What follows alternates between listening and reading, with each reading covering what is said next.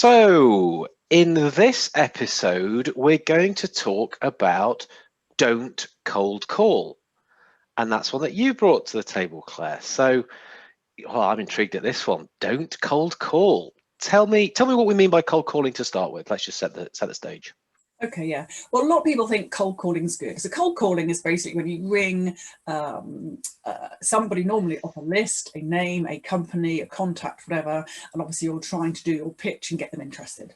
So cold calling is when you have no relationship with the person already, they're clearly not buying from you, and you may never have spoken to them ever before. So that's classic cold calling because they are a cold prospect. That's the definition of cold calling. Okay, well, that sounds like a good thing. Yeah. Absolutely. Yeah. So I do a lot of programs on cold calling, and in the same way I do presentation skills, often my first slide is do not cold call. Now, first of all, I tell you another of your do nots. That's why I liked it. That's what inspired the series anyway. So thanks, Fred. So what it is, so why do people think cold calling is good? Well, there's definitely a focus on new business is king. So if you get new business, let's get a lot of focus on new business. And a lot of sales managers and companies still today pay more bonus for new business. And it reminds me of that lovely quote, which is, I think, is it, revenue is a vanity, whereas profit is king. And of course, arguably cash is reality in today's world as well. So revenue isn't necessarily just vanity, because the cost, there is people who think it's cold calling, it's new business, new business, new business. And people have KPIs and motivators to get that new business. There's also a couple of other things I think why people think cold calling. As a salesperson, if I break into somebody, then I must be a really good salesperson, much better than all those other people. So if I break into a new company or a new prospect, somehow that's better selling. And more efficient, more effective. So you're the king of the pile, if you like. So I think that's quite interesting. The other reason we think it's important is people tell us to do it, and it goes back to the philosophy, which I think is flawed, which is it's just a numbers game. Everybody's got to cold call. And a lot of people do both existing business and new business, and they have a focus on you've got to get new business, you've got to cold call. So there's a lot of expectation out there. Okay, so yeah, so again, let me just double check my understanding, because I hear where you're coming from. I've heard somebody refer to this as bro selling.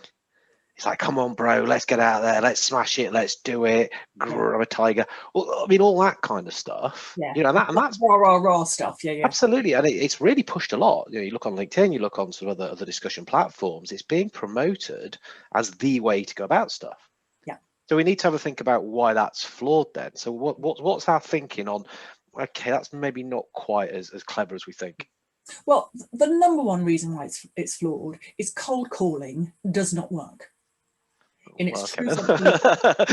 So why do it? Because it's a numbers game. So again, we go back to all that prospecting stuff. Is people do it, they just have to keep at it and at it and at it and be persistent. And of course, for those who are interested, go and look at the session where you talk about ways actually don't be persistent, because it's a fallacy. So first of all, cold calling doesn't work. Even when you do it, the numbers are so low and the cost is so high. The other reason, as a salesperson, a lot of salespeople, when they come to the cold calling, it's a different mindset when you do have to cold call. And so what they do is they procrastinate a lot. So a lot of salespeople don't actually do it anyway until the one who says, go and do it. So it's those people who are doing it. So a lot of people who are saying they're doing it, it's the last thing that they do.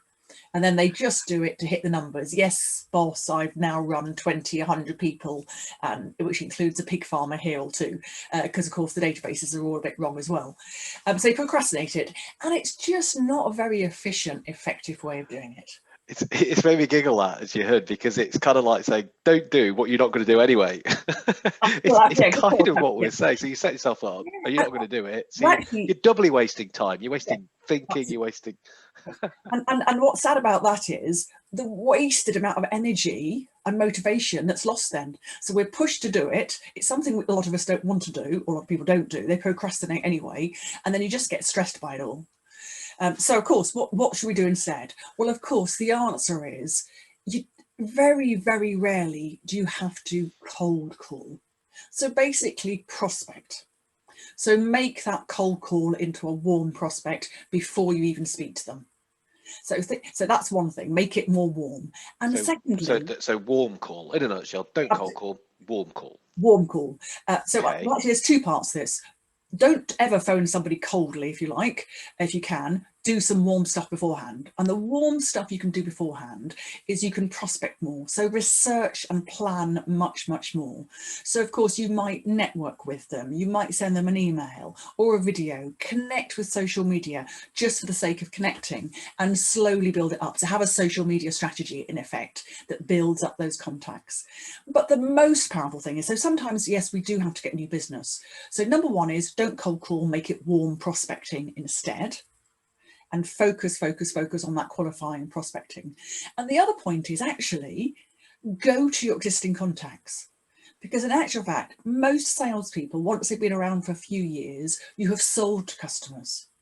Are you selling enough to your existing customer base? So actually, why don't you just manage those accounts and those customers more? Let's cross-sell and upsell. And as sales managers, let's give more to people for cross-selling and upselling, because we know allegedly cold calling is up to 6 or 10 times the cost of selling repeat business to existing customers. So actually, let's maintain our customers much, much more. And with your existing contacts, it's not just people you've sold to, it's people you've been connected to on any reason. Go to them and ask for referrals. Just so many salespeople just do not ask for referrals. And the way of a really nice tip of getting referrals is do a feedback call, ring them up to see how things have gone. And 9 times out of 10, most of your customers are going to say, yes, that really went well, whatever I bought from you before.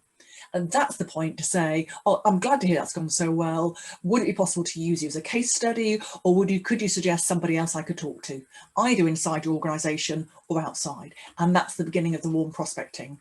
So the number one is don't cold call, warm prospect. But actually, even before you even start thinking about new business, think about your existing contacts, those customers you've sold to, and also your whole network. All of us are so much more connected nowadays. Friends of friends of friends. Use the list just to get introductions. That's it. The rest is down to you. But actually, we have such vast networks nowadays, socially and face-to-face, when we can do face-to-face, use those much, much more. So I think cold calling is crazy in today's world. Wow. No, and just picking up on something you've said there, even the word cold call has Yes. got those negative connotations. And by you shifted it, and I just want to really underline this in case it was missed, to prospecting. Yeah. The prospecting in its old terms, that was going out, finding the little nuggets of gold. So going to the right place where you knew the gold was. Ask people, where are you getting your gold from? Well, they probably not tell you in that scenario, but certainly with referring, why would a customer or somebody that's come on side with you not want to help you be more successful? So use that and then warm people up. Provide good, useful stuff, video, social media interaction, whatever it is.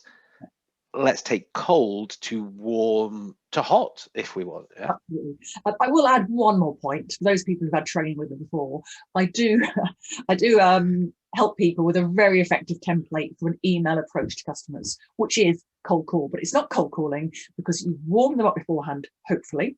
And if you haven't had a chance to warm up beforehand, you've certainly researched and planned that email, so it's very, very tailored and very, very specific to them. So you're trying to say, look, I know this about you, and therefore I think this will be useful.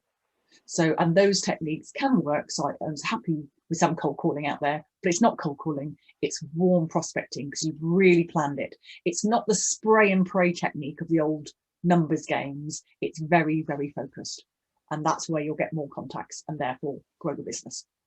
Well, that seems fair enough to me. I think that don't cold call makes it, if you like, makes it in the series. We can go ahead with this one. We can publish this one.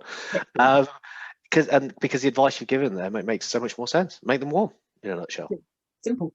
Excellent. Thanks a lot, Fred. I'll see you next time, and I'm off for coffee. Enjoy.